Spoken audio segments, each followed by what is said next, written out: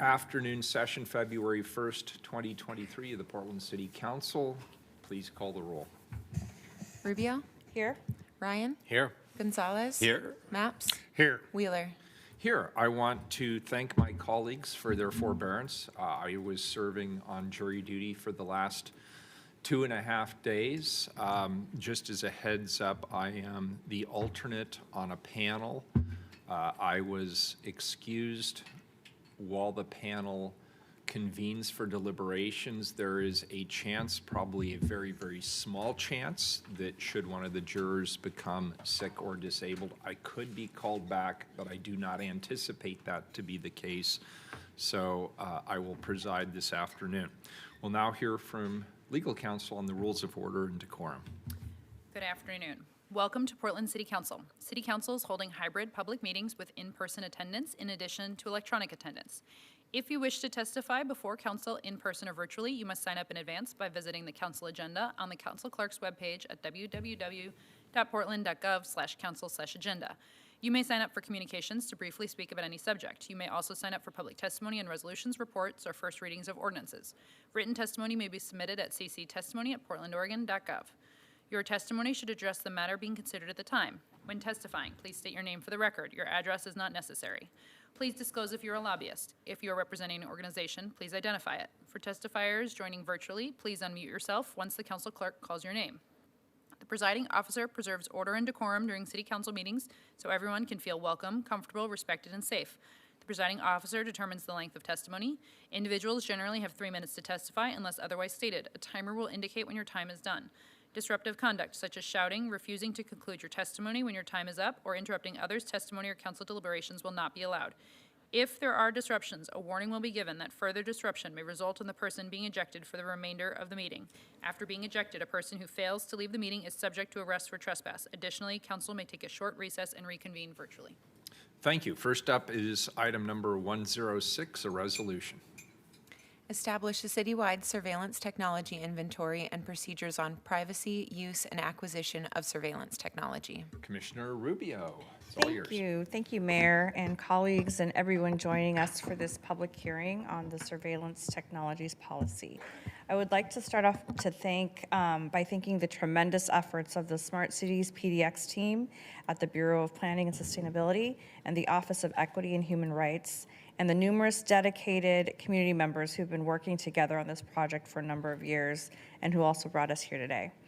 I'd also like to give a big appreciation to all of those who engaged in the extensive public participation process that directly informed this work.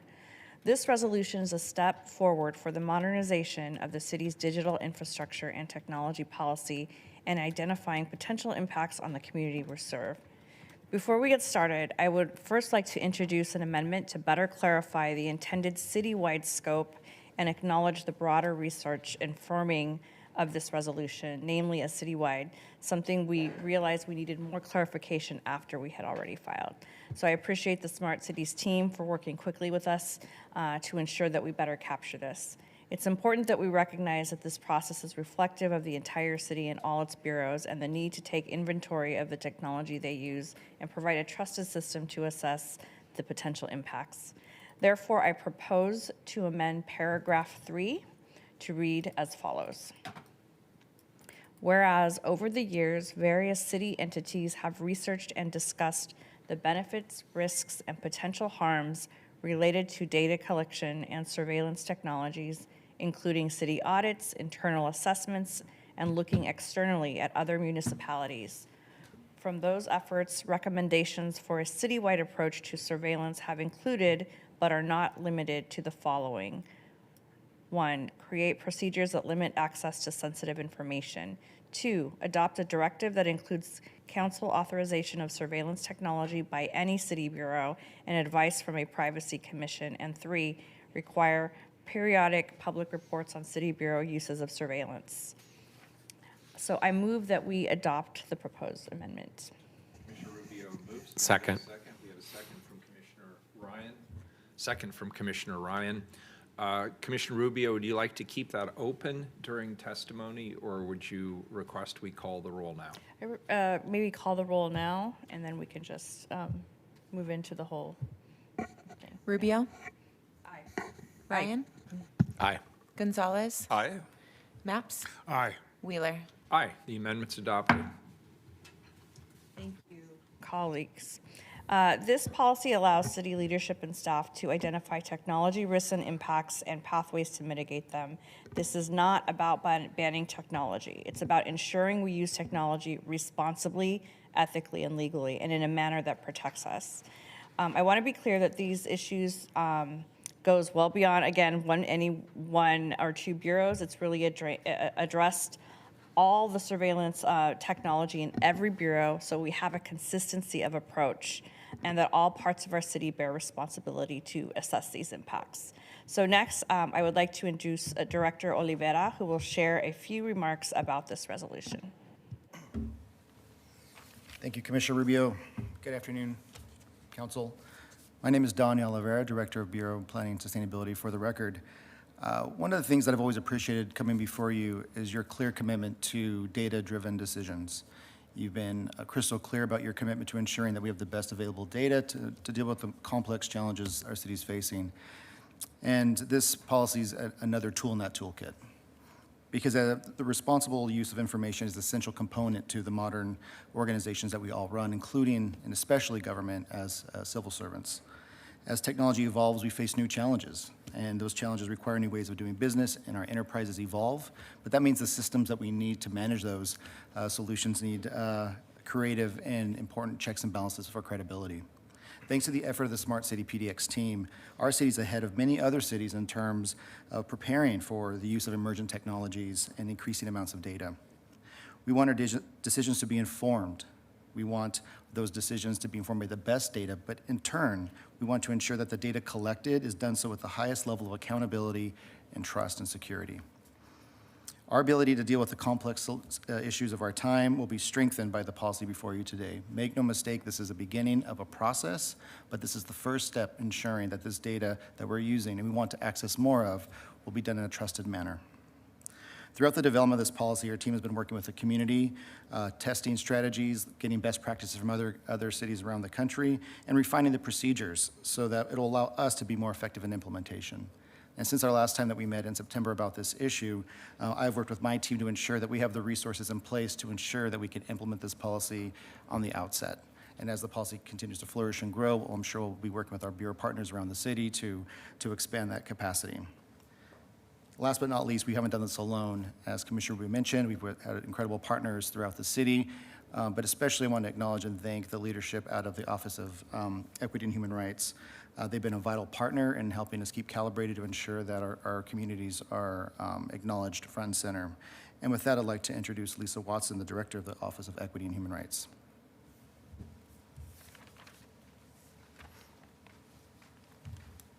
Good afternoon. Good afternoon. Thank you, Director Oliveira, and good afternoon, Council and Mayors.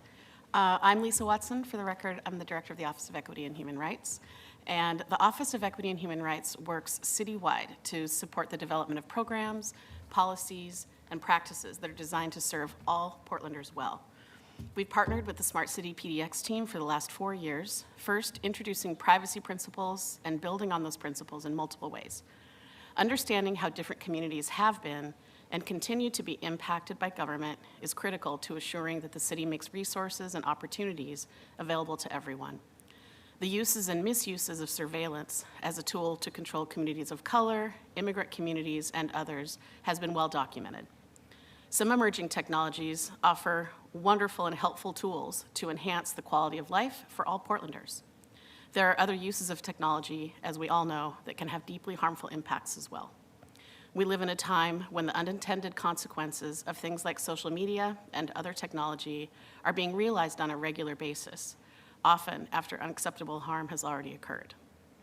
The policy we have before you today is part of the city conducting its due diligence to know what technology is being used and the potential impacts to privacy and civil liberties for all of us. Thank you for your time. And I'd like to introduce next the Smart Cities team for their presentation. Thank you.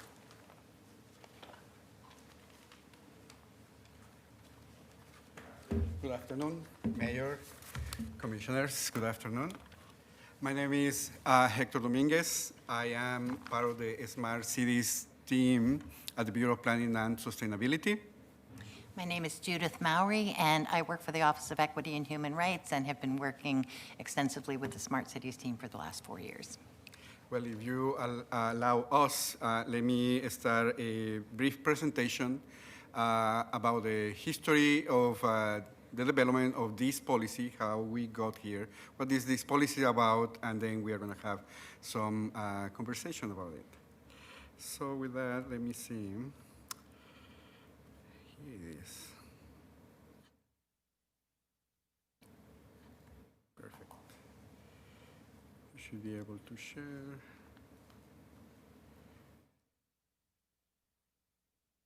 All right. I see that the screen. Well, what is this policy about? This policy is really a recognition by the City of Portland that technology, in modern technology, really brings both can bring great benefit to our city, our residents, but also can create some harm. And without understanding both, we would be just going blind and using technology in a way that harm may not be addressed in any way. So this policy really directs our Smart Cities program and the Office of Equity and Human Rights to start implementing baseline infrastructure for the more responsible use, particularly on surveillance technologies. Back in 2019, we brought our privacy principles. This was an effort in collaboration with our Portland community, Portland residents, from the very beginning, a partnership with our Office of Equity and Human Rights. It compiles 7 different privacy principles, and this list has been recognized by other cities as something that we're pushing the envelope in terms of protecting our residents around technology and information. We need to remember that privacy is a human right. As a human right is in this modern technology, so we are exposed our daily lives because everything is digitalized right now. We are constantly exposed to different agents. And what we're trying to do here is really to bring a little bit more, create safeguards, create more awareness in our community about those impacts. Privacy is an evolving right as well. When we're talking about the smart cities, we may be having in our minds this idea of autonomous vehicles, artificial intelligence, automatic systems that are deciding where things move within the city, how resources move within the city. However, many people perceive that as are we collecting people's information in a way that nobody is really aware of what's happening with that.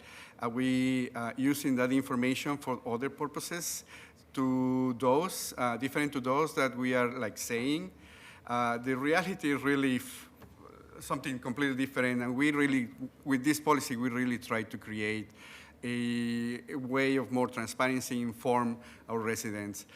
What are surveillance technologies, examples of surveillance technologies that can include automatic license plate readers, of course, body-worn cameras, security and CCTV cameras, can include geolocation systems, smart payments, smart systems, Bluetooth sensors, of course, facial recognition, red light cameras, drones, digital kiosks in public spaces, social network monitoring, just as a way to name a few of those.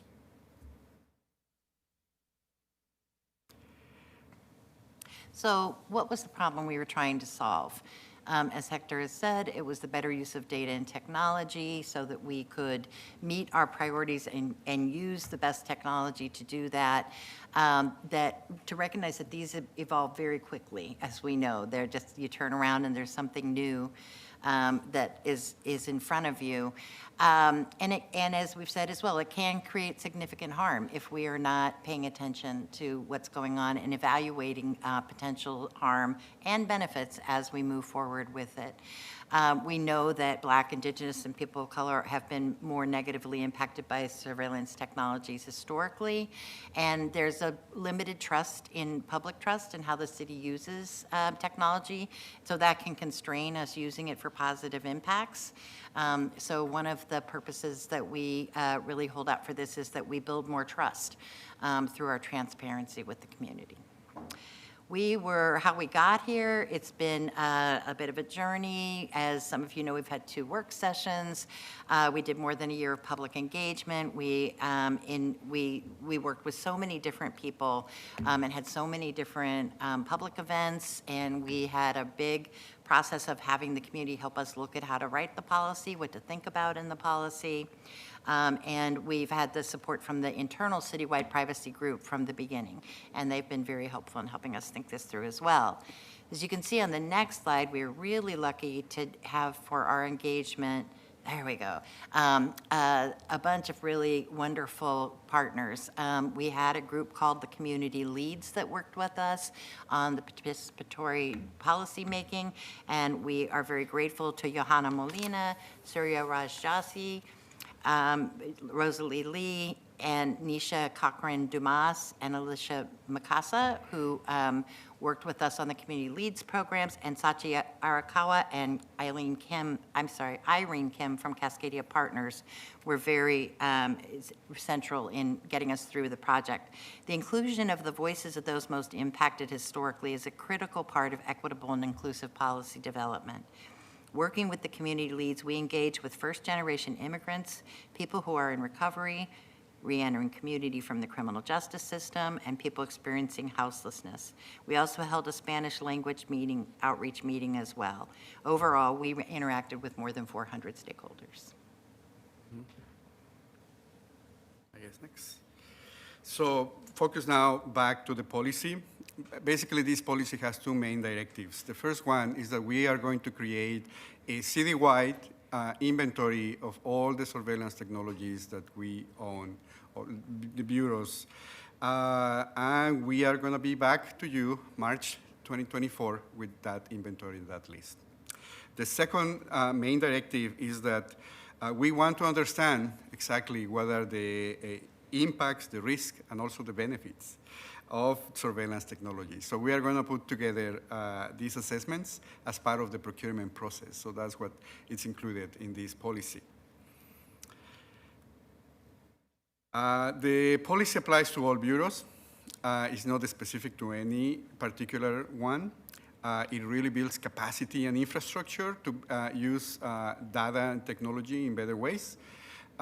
It drives towards public technology and in more transparent, and creates public trust on how we are using technology, particularly in public spaces. And so we are also, how are we are going to implement this policy? We are really utilizing existing resources, capacity, and relying on previous policies. So it's not going to create any burden to bureaus.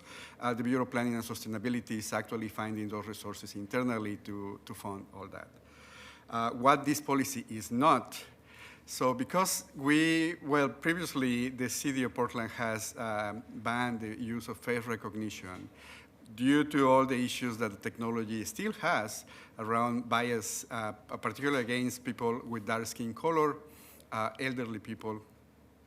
So this policy is not going to ban any technology.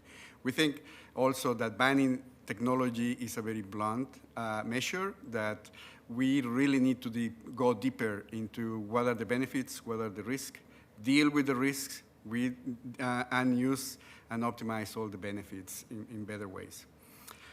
Again, the impact in bureaus is not there. So we are also working towards a more solid digital infrastructure in general with this policy. It's going to direct us even more to explore with more public engagement on how the oversight in general of the technology could look like.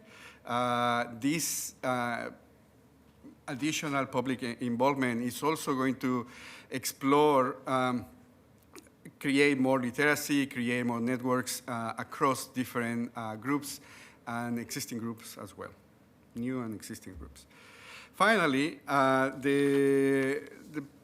so we are building with this policy a better digital city here in Portland.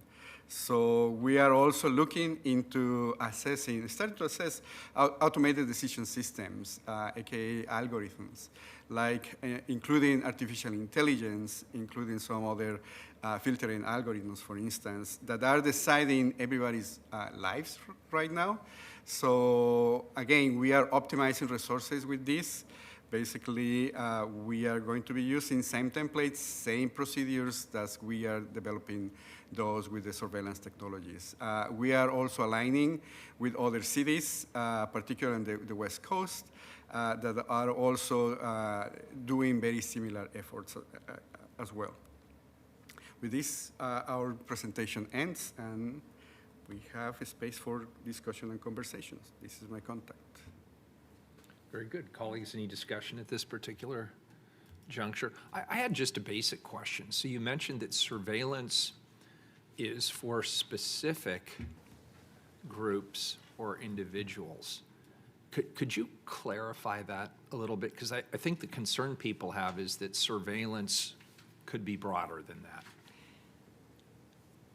Yeah, I think what we meant to say was that there are specific groups that have had have been policed more heavily, have been surveilled more heavily historically, and those include, Black, Indigenous, communities of color, immigrant populations, and so that's what the reference to certain communities was about. So we're not saying that there's an intent specifically, but just as a byproduct of the surveillance and the ways it's been used, then Okay, that's so been there's problematic. nothing about the technical definition of surveillance that's germane to this resolution, No. is that correct? Yeah. That's correct. Okay, good, that's helpful for Yeah. me. Good. We have public testimony, we have a number of people. We actually have Oh, well, three you invited start with that, I'll testimonies. go ahead and let you Okay. manage that, thanks. Thank you. And let me introduce Christopher Pedrin first, who is our Chief Information Security Officer. Please, Christopher. Welcome. Thank you. My name is Christopher Pedrin with the City of Portland. Good afternoon, Mr. Mayor. Good afternoon, honorable commissioners. I have the honor to serve the communities of Portland and the city as your information security officer. I'm here to add my voice and strong support to encourage your approval of the surveillance and privacy policy. As the city's information cybersecurity custodian, I share responsibilities for maturing the city's technology and privacy policies. This policy and the program that sustains its application, they're important and necessary steps in preserving and enhancing the trust of our communities for the city to use technology wisely. I am proud of the data governance and the privacy work groups, our cross-bureau partnerships, the support of our leadership team, and for this policy of purpose to leverage technology to enhance the security and privacy of our community's information and privacy rights. Our city team have gathered the best policy elements of peer cities, melded them with our own vision of good governance, and engaged our communities extensively to craft this policy with transparency and purpose. And I hope you too can fully support this policy. Thank you for your attention and service. Thank you. Thank you, Christopher. And now let me introduce Wilfred Pinfold, who is the Chief Executive Officer at Urban Systems. He is also a member of the city's Technology Oversight Committee. Thanks, Hector. I appreciate it. I'd also I commend the commission for this proposal. I think it's an excellent piece of work and leading in setting a pathway for smart city work. In addition to Hector's introduction, I also have a nonprofit organization which works very closely with the National Institute of Standards on defining processes for technology deployment that benefits communities. And I commend the fact that this is community focused and work has been done here directly to ensure that the technologies that are being deployed benefit communities. I could also support the openness, the accessibility, and the benefits focus of this work. But I want to focus on one point particularly. Both technology and perceptions of privacy and security are moving targets. And so this idea that we regularly review the technologies that we're deploying, not just the ones that we're about to deploy, but the ones that we have deployed, and ensure that they continue to bring value to the communities that they serve, I think is crucially important. So this should be seen as the beginning of a process, an ongoing process, which brings these highly valuable technologies to bear to improve the conditions of our communities at the same time as they focus on ensuring that the communities see value in the technologies that are being deployed as we move forward. So once again, let me lend my support to approval of this proposal. Thank you, Wilfred. And next, we have Joanna Molina.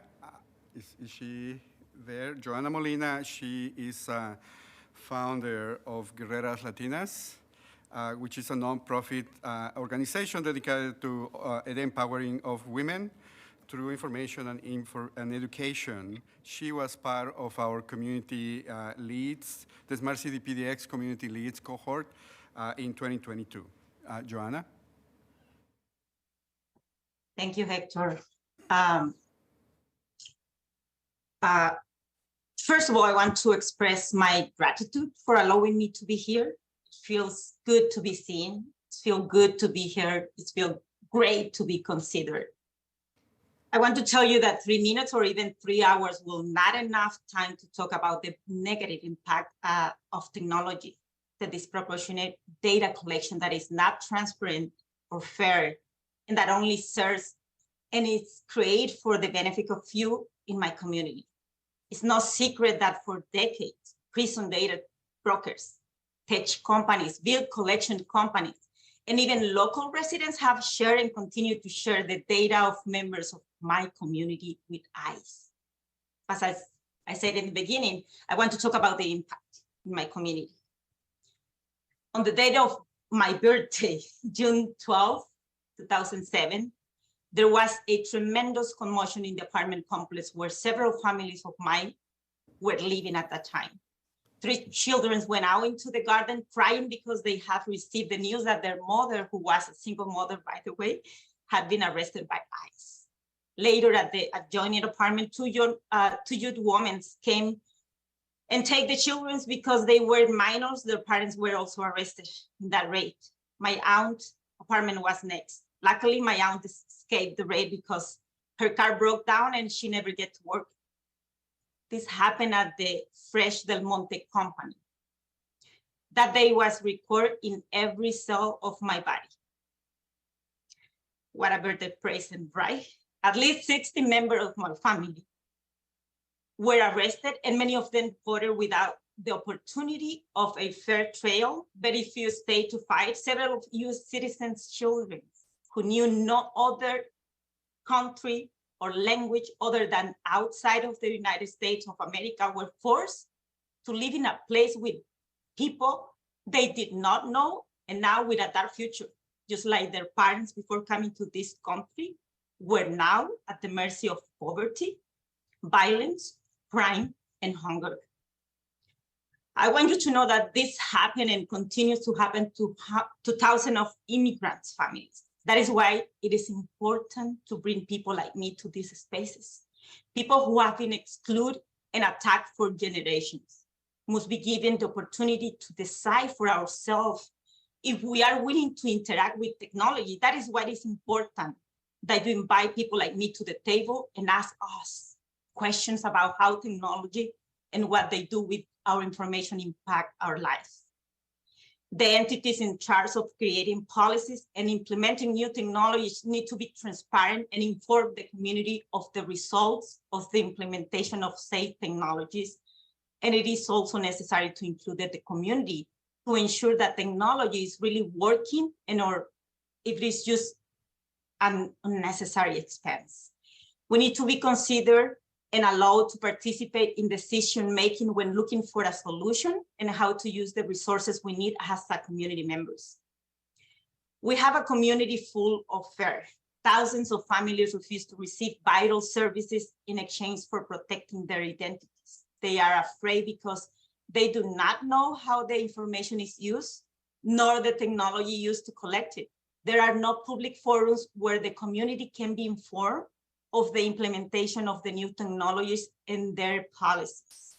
A simple example, but one that exposed what I just mentioned, is the change from paper tickets to digital tickets, creating new barriers for a community that already has difficulties accessing sources and services to have a decent life. I really believe that digital justice is a human right, and transparency and the commitment to keep the community informed should be fundamental values of the entities that are in charge of implementing new technologies. But in order to make that happen, we need to intentionally work toward a culture of equity and inclusion. Thank you for having me.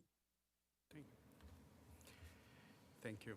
Well, with this, it ends our presentation and our guest testimony section. Very good, thank you, great presentation.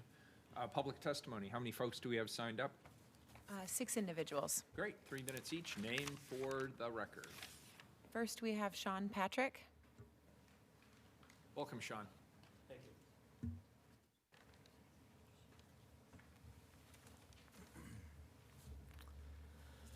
you. Good afternoon to the council. My name is Sean Patrick.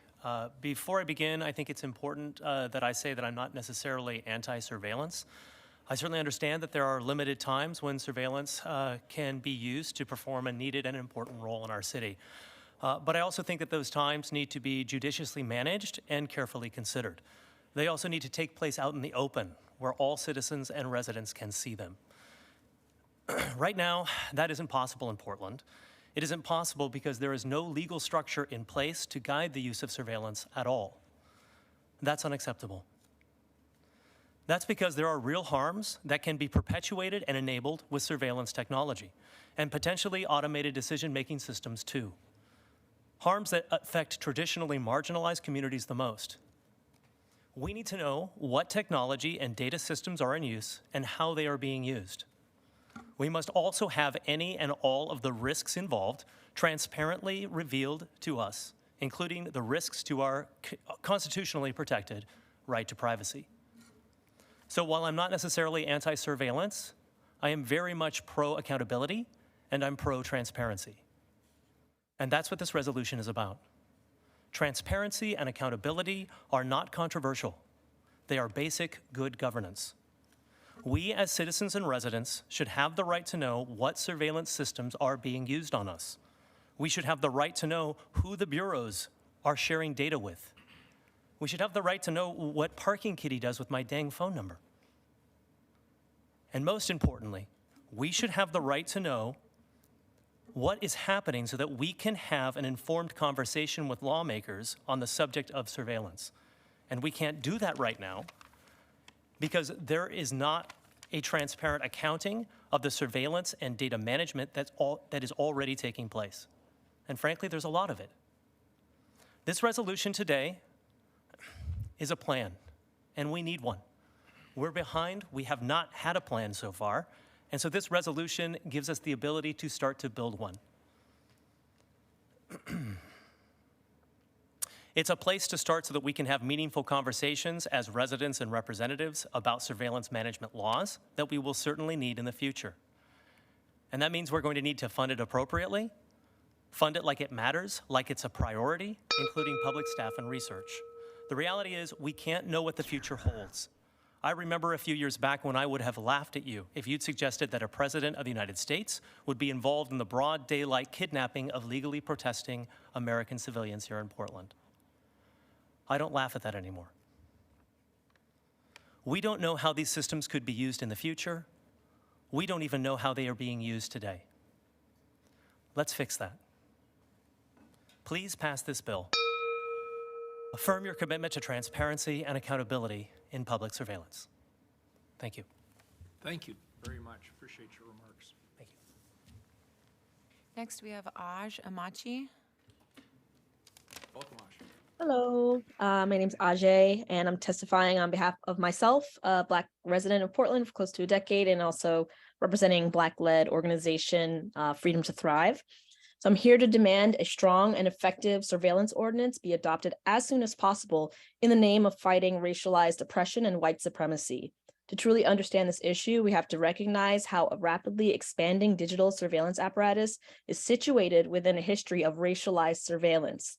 Surveillance of Black and Brown communities is not simply a byproduct of the system, but a tool explicitly designed to facilitate the subjugation of Black and Brown people. Surveillance in the US owes its origins to the slave economy. Poet Malkias Cyril puts the point perfectly. From colonial times to now, surveillance technologies have been used to separate the citizen from the slave, to protect the citizen from the slave.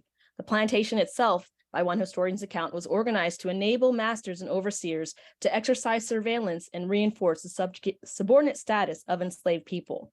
Fast forward to today, and it's apparent to anyone who knows anything about many surveillance technologies that many have the explicit purpose of financial exploitation or financial extraction, or for providing a justification for stop and frisk activities, which are well known to infringe on the civil rights of minority groups. In Terry versus Ohio, the court wrote, citing findings from a presidential commission, that a stop and frisk activity was no petty indignation, but a severe, though brief, intrusion upon cherished personal security, an annoying, frightening, and perhaps humiliating experience. Without guiding principles, practices, and policies that govern or restrict their use, surveillance technologies supersize the potential for discriminatory policing, and they further erode due process protections under the law, while facilitating big profits for an unaccountable, growing for surveillance industry. At the same time, the few technological tools available to protect individuals' information, like encryption, are under constant attack. It's easy to make the claim that you're against racial oppression and that you support racial equity, but as the phrase goes, put up or shut up. You cannot be an ally to oppressed communities and write blank checks for surveillance technologies that harm them. It's just not possible. So you have to ask yourself, will you adopt the resolution prepared by Smart City PDX and the Office of Equity and Human Rights, or will you stand firm as an enemy to racial progress? Will you do the right thing, or will you do the easy thing? And be on the right side of history for once and adopt a strong surveillance ordinance. The choice is yours. Choose wisely. Thank you. Thank you, Ashay. Jude Al-Ghazal Stone.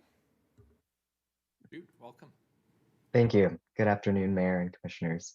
My name is Jude Al-Khazal Stone, and I appreciate this opportunity to provide testimony on behalf of the American Civil Liberties Union of Oregon.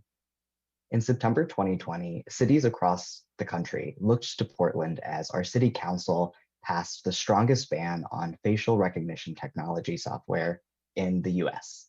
And leading up to that unanimous vote from the city council, hundreds of community members voiced their concerns about facial recognition technology's consequences for civil liberties and civil rights.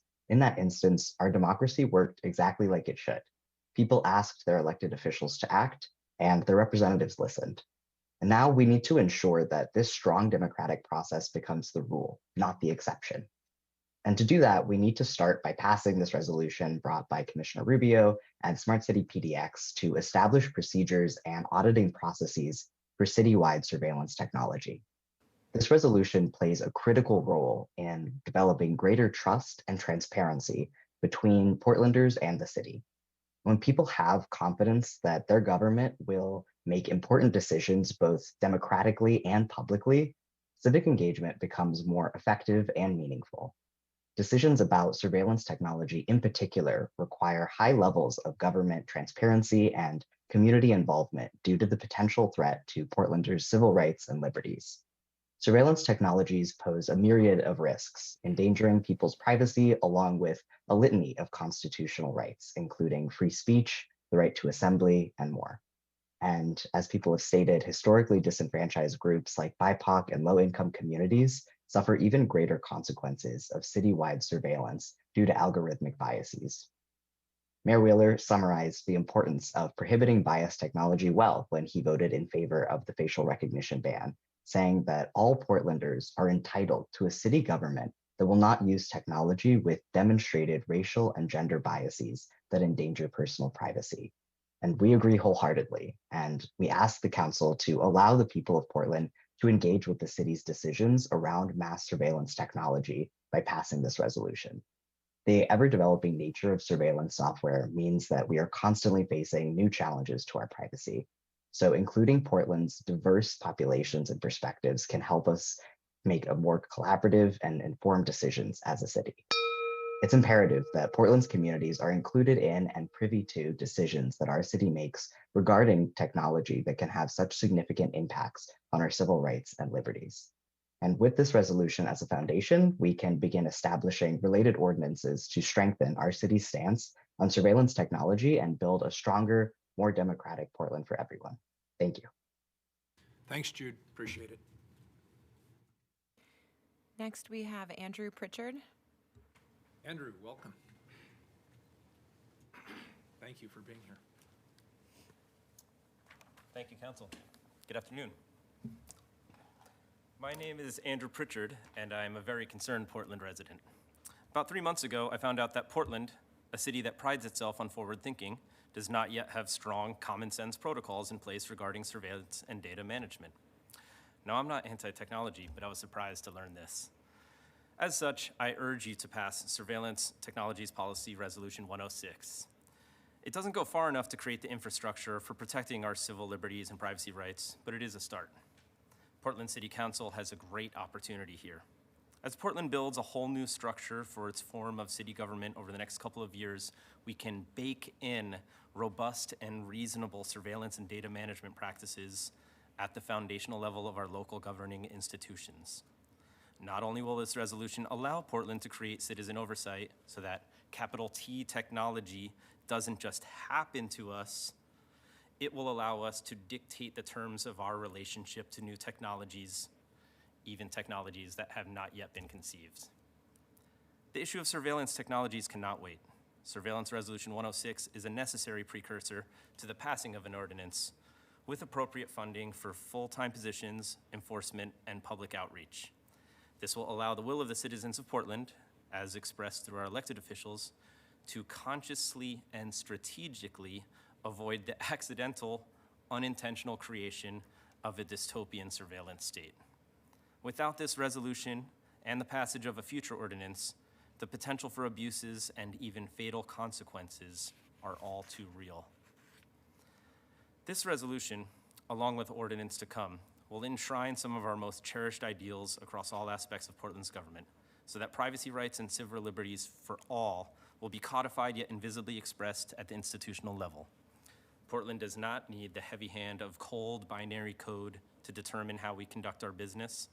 We, the people, get to ensure that our government and all the people in technology that act on its behalf always do so with a light, humane touch. Liberties are not given, they are taken. Technological progress has merely provided us with more efficient means for going backwards. Those aren't my words. Those are the words of Aldous Huxley. The author of Brave New World arguably put as much thought into these issues as anybody who ever lived. Huxley proposed that civil society form councils of experts to thoughtfully address new technologies and ensure that they would only be used for the benefit of humankind. Well, we might not all be experts in this room, but you don't need to be an expert to know that right here, right now, you, the 5 members of Portland City Council, get to choose the future for generations to come. You get to choose and build a future that is less encumbered by fear and a crippling sense of helplessness under a government of compassionless machines instead of thinking, feeling humans. Choose wisely. choose to pass Resolution 106. Thank you. Thank you. Appreciate your being here. Chris Bushik. Hi, Chris. Hi, Mayor Wheeler, City Commissioners. My name is Chris Bushik, and I'm Director of PDX Privacy, a local nonprofit focused on privacy, government transparency, and digital rights, primarily in the Portland metro area.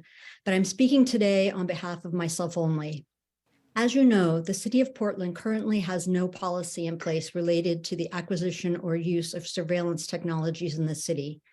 No rules exist, which means there's no transparency, oversight, or accountability.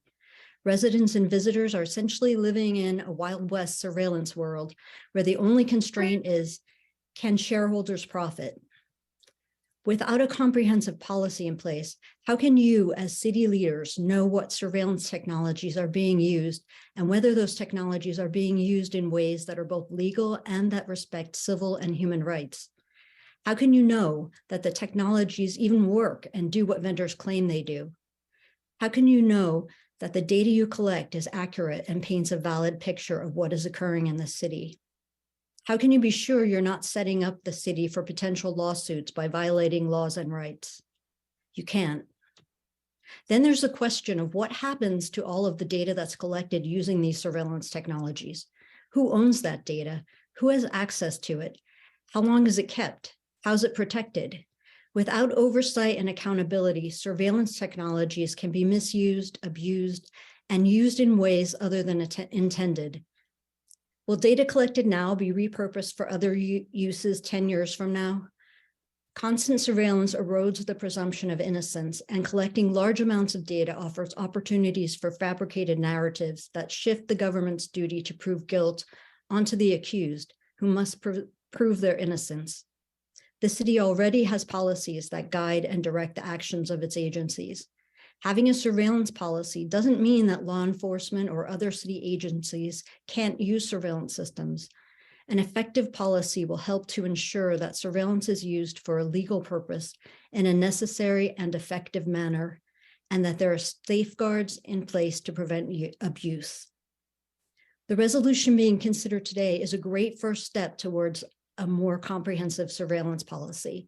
I urge you to adopt it and to then enact a strong surveillance ordinance based on the community control over police surveillance principle.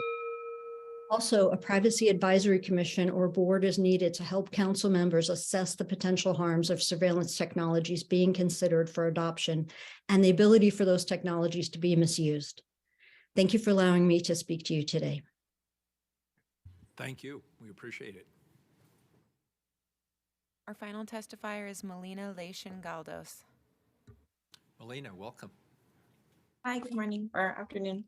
Mayor, Commissioners, my name is Melina Leishan Galdos. I use she, her pronouns, and I am testifying on behalf of the Portland-based nonprofit SUMA. Per our tax-exempt mission, SUMA creates platforms for digital organizing, enterprise, and justice. SUMA is by and of our frontline community members. Our All BIPOC board includes Black, Latinx, Pacific Islander communities, and all of our staff are Latinx and speak Spanish and English. We founded SUMA because we looked at Portland's powerful technology sector and asked, where are the racial justice and anti-poverty innovations from this sector that talks the game about innovation? Where are the tech companies that center frontline communities as early adopters and primary beneficiaries? In our response, we created a frontline-led nonprofit that incorporates technology as the basis of its racial, economic, and environmental justice programming. I'm here today to express SUMA's support for the surveillance policy. Today, it is challenging for even the most tech-savvy individual to understand and counteract the different ways they might be surveilled or their data might be extracted at an individual level, much less a macro level. This holds especially true for our frontline communities with less time, resources, and digital literacy skills to navigate the tech landscape, and are often the most directly harmed and targeted by tech. It's well established that technological advances tend to increase disparities between the haves and the have-nots, and advantages are pressed and vulnerabilities are deepened. Technology's impact has grown to the point where sustained public sector attention is needed. This holds truer today than a year ago when the initial surveillance policy work session occurred. The creation of a surveillance technology inventory and the inclusion of impact statements assessments for their planning and acquisition are steps to ensure that the city has an inclusive, transparent, and well-organized tech policymaking practice. The directive brought before you is a foundational piece of work led by frontline communities we know are the most directed and impacted. These community sessions were successful in part because it was community-led, but also because the city deployed its resources in support of designing and implementing a community-led process. The perspective of community leads, a position and leadership model contracted to bring skills, honesty, and ideas to build policies and new processes for centering frontline communities in the city, enhance the policymaking sessions, and their work and expertise was passed to the communities they served. Having trusted community intermediaries allowed for robust, honest conversations around technology and surveillance, bringing to light the everyday concerns Portlanders have about surveillance within the city and their own homes. The directive presented to you today is only the first step in the beginning of a new era of policy direction that is inclusive and community-led, where private tech companies are not making governance decisions for Portlanders. I urge Council to view this surveillance policy directive as another step away from the patchwork of activities and staff spread across multiple bureaus and towards an inclusive, transparent, and robust technology policy making structure for the city of Portland. The safety and welfare of Portlanders is not a secondary consideration to hasty solutions the government believes tech may deliver. It is this council's responsibility to ensure all the necessary safeguards and considerations are in place. A robust technology making structure starts with an inventory and requires impact assessments to begin to provide safeguards to help council decide as to when and why a technology acquisition may or may not be a good investment for the city. A good investment for the city also means making sure responsive and responsible decisions that align with serving our most vulnerable communities. A deliberate process that continues to center and resource frontline voices as necessary stakeholders for the policymaking process. Thank you for your time. Thanks, Melina. Appreciate it. Does that complete public testimony? It does. Very good. Council comments, questions, thoughts? I just have one random thought. I wish more people were tuning in and seeing the caliber of the public testimony we heard today. I actually thought this was fantastic. I've just got to say, I think every single person who testified, well-informed, provocative, raised really valuable questions, provided good guidance and concerns that we should be thinking about as we move forward on these policies.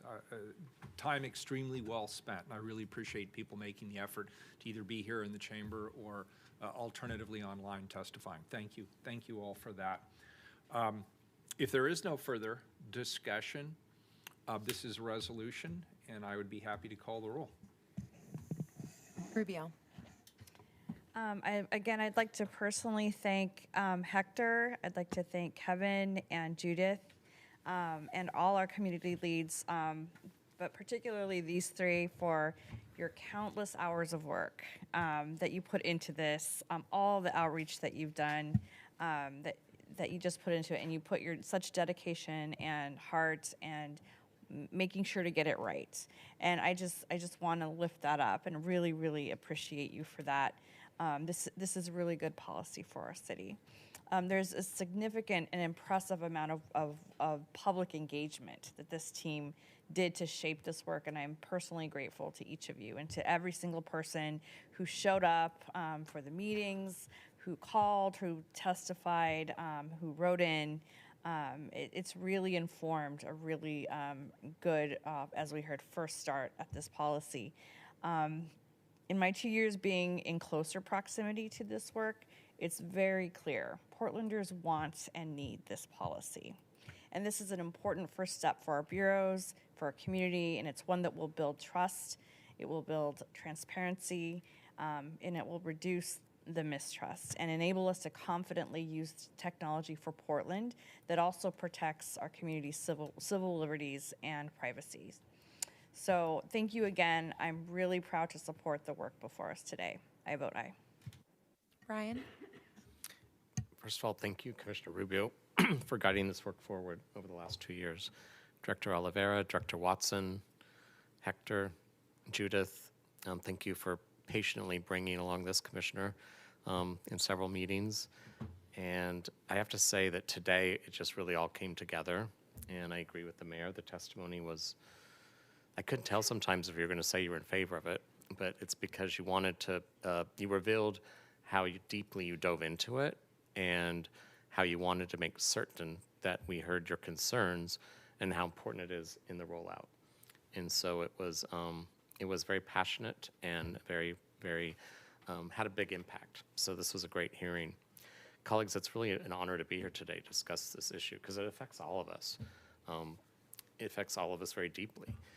And I will just say that it's important that we have this robust surveillance policy in Portland today because today technology and advanced surveillance systems have become so prevalent. You can't escape them.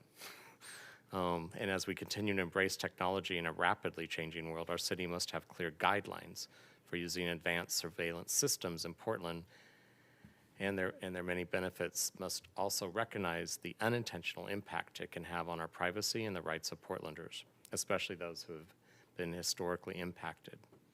While these systems can provide security and public safety, they also do raise those concerns about privacy and civil liberties. As such, it is imperative that we as a city establish these policies and procedures in using and adopting surveillance and technology. This will ensure that we are protecting the rights and freedoms of Portlanders while keeping our community safe. The Smart City PDX surveillance policy represents a comprehensive, well-thought-out approach to this complex issue. It takes into account the latest privacy laws and regulations while also considering the specific needs of our city. The policy includes critical provisions such as coordination with the citywide inventory of surveillance technologies owned or used by city bureaus and regular audits with public reporting on the use of surveillance technology to ensure that Portlanders' rights are protected. Adopting this policy will demonstrate our commitment to balancing public safety with individual privacy and civil liberties. Furthermore, the surveillance policy will position Portland as a leader in responsible and ethical technology usage, attracting businesses and citizens who value these principles. In conclusion, this is a policy that's a critical step for our future. By balancing the need for safety and protection of individual rights, we can ensure that Portland remains a city where technology serves the people, not the other way around. Simply put, this is an objective policy we need, a foundation to make fair and just decisions going forward, and to paraphrase some of the testimony I heard this afternoon, to build a foundation of pro-accountability and pro-transparency. I vote aye. Gonzalez? I'm going to keep it brief, not because it's not a serious issue, but just to keep you all moving along this afternoon. I do very much appreciate those who testified today, thoughtful observations, the good work of staff. Obviously, this is a foundational piece. The real work is ahead. Just to be crystal clear, do want to make just two additional observations. Oregon, the United States, trails other folks globally on this topic, certainly compared to the EU and other places in the world. They simply are further advanced on thinking about protecting privacy. And so I would just like to acknowledge that there's a gap to fill here. We have some catch up as a region to think this through. And as we adopt local policy on this subject, we just got to pay attention to what's going on nationally and to a certain extent at the state level. Hopefully we'll provide greater guidance going forward on some pieces of this. Just want to also echo the tremendous opportunity on the one hand for technology, both in law enforcement, but also just learning about our citizens in a way to help us support our citizens, to help us serve, but the very dangerous and concerns that have been raised about privacy and how it can be misused. So it is an awesome topic because the stakes are so high, and look forward to working with you all on this. I vote aye. Maps? I want to thank Commissioner Rubio, the Bureau of Planning and Sustainability, and the Smart Cities team for today's presentation and for their work on this project. I also appreciate the public testimony we heard today. I vote aye. Wheeler?